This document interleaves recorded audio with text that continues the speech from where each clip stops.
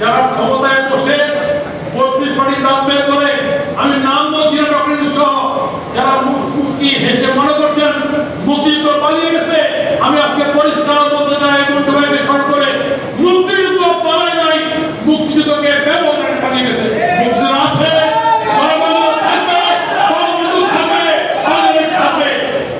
আজকে এই যারা এই আয়োজন করেছেন, আমি তাদের সাথে একটি কথাই বলবো, আসেন আমরা সবাই এখনো সমাজ থেকে আমরা চেতনা সমাজে বলে এখনো গ্রহণ করে। আজকে যে সমস্ত শক্তি 71 সালের কথা মিলিয়ে মিলিয়ে বলেন, যদি ভুল হয়ে থাকে, যদি এই হয়ে থাকে, আমি পরিষ্কার বলতে চাই সেই শক্তি সবসময় ক্ষমতায় থেকে দিন হওয়ার চেষ্টা করছে, কিন্তু 71 পারে নাই, 75 পারে নাই, 24-এর পরে সেই শক্তি পারবে না। ফলে আমি আজকে মন্টু ভাই শেষে তার যে পদক্ষেপ ছিল, তার যে চিন্তা ছিল, সেই চিন্তাকে ধারণ করে আসুন মন্টু ভাইকে একটা কথা বলে না বলে নয়, সেই ঘটনা ডেকেছিল বাসায়, দেখেন এই সচেতন রাস্তার বাড়িতে শুধু দেখেন সব কমিশন জন্য আসছে, আর আপনাকে নমিনেশন দিতে চাই, আপনি দিতে চান না কেন? না শুধু নমিনেশন দিয়ে কি হবে? আমি তো ছিলাম, আজকে যে জায়গায় যাচ্ছেন আপনি সেই জায়গা তোমার রাস্তা মুক্তিযুদ্ধ করেছি। এই কথাটা মন্টু ভাই মারা যাওয়ার আগে আমাকে মামলিয়া থেকে বলেছে, ওনাকে ডেকেছিল সে না। আমি আজকে সেই ধরনের করতে চাই, আজকে যে উদ্যোগ দিয়েছেন সবাই মুক্তিযোদ্ধা, আমরা হলাম সবচেয়ে শেষ পর্যন্ত মুক্তিযোদ্ধা, বড় এখনো আছে, 70 ক্রস করতেছে। ফলে আমাদের সমাজ ঘুরিয়ে যায় নাই, তবে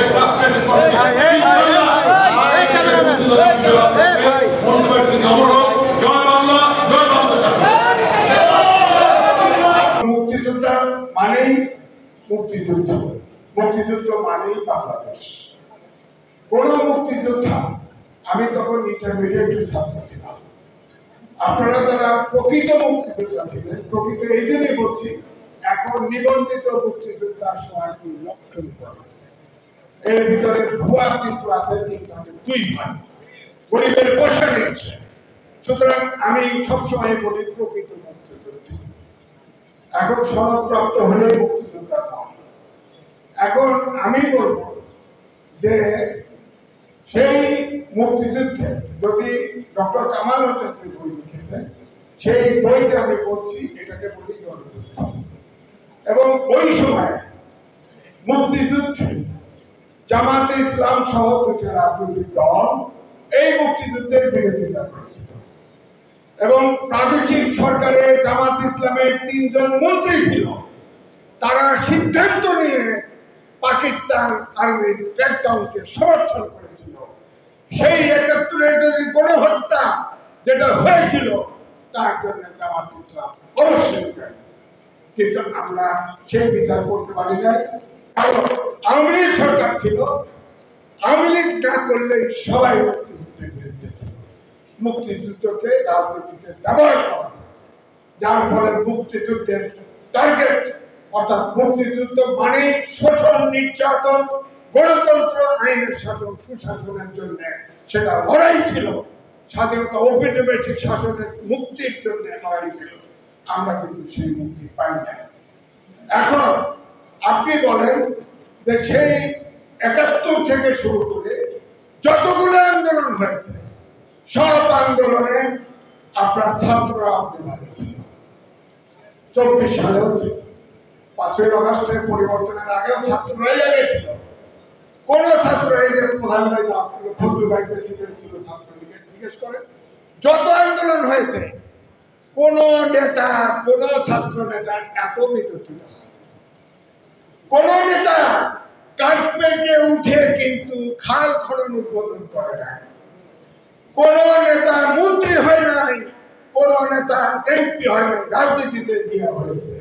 কিন্তু আমার প্রশ্ন হচ্ছে, আপনারা যদি দেখেন একটি নূতন ছাত্রদের দল হয়েছে, সেদিন কিন্তু বাসাতে বসে আমি ভালোভাবে দেখেছি, সেদিন ভিডিও দেখানো হয়েছে। আপনার 47 সালকে অত্যন্ত গুরুত্বপূর্ণ ভাবে দেখানো হয়েছে, 71 সালকে নিমু নিমু করে দেখানো হয়েছে। আর 24 সালকে বড় করে দেখানো হয়েছে। অর্থাৎ 24 সালে কখনো বলেছে নতুন বাংলাদেশ, কখনো বলেছে দ্বিতীয় রিপাবলিক, অর্থাৎ বাটন টিপে 24-এর আগে সবকিছুকে মুছে দিতে চেয়েছে। এখন বলছে জুলাই সনদ, জুলাই সনদ হবে। জুলাই সনদ তাহলে বাংলাদেশ 71 থেকে আর কি গেল? পৃথিবীতে একটি জাতি রক্ত দিয়েছে ভাষা আন্দোলনের জন্য, সেই বাংলা, আর কেউ দেয় না। বাংলাদেশের এই ভূখণ্ডে তখন পূর্ব পাকিস্তানের লোক জীবন দিয়েছে ভাষার জন্য, আপনি সেটা মুছে দেবেন। 71 সালে যারা প্রকৃত মুক্তিযোদ্ধা ছিলেন, আপনারাই বলুন 1 সেকেন্ডের জন্য আপনারা কেউ কল্পনা করেছেন কিনা আমি বেঁচে থাকবো? কোনদিন কোনো ধারণা করেন না। আপনি বলেন সারা বাংলাদেশে যেভাবে নির্যাতন, নিপীড়ন, হত্যা করা হয়েছে, এর বলেন 24 সালে অবশ্যই ছাত্ররা জীবন দিয়েছে, কিন্তু গুণে কিন্তু ওর ধারের কাছে নেই, ধারের কাছে না। অথচ আপনি 71 মুছে দিতে চান, এটা হয় না আপনার। এই জন্য আমি বলছি যে এই দেশে পরিষ্কার বক্তব্য, 71-কে বাদ দিয়ে যদি কেউ কিছু করতে চায়, এখনো মুক্তিযুদ্ধ কমপক্ষে 1 লক্ষ মুক্তিযোদ্ধা বেঁচে আছে, তারা অবশ্যই রুখবে। এই দেশে যদি 24 সালে অগাস্ট মাসের গণহত্যার বিচার হয়, সেই দিনে যে জামাত ইসলাম পাকিস্তানকে সাহায্য করেছিল তাদেরও গণহত্যার বিচার হবে। আপনি জামাত ইসলামের নেতাদের জিজ্ঞেস করেন, ভাই একটু পাকিস্তানের ইতিহাস বলেন না, বলে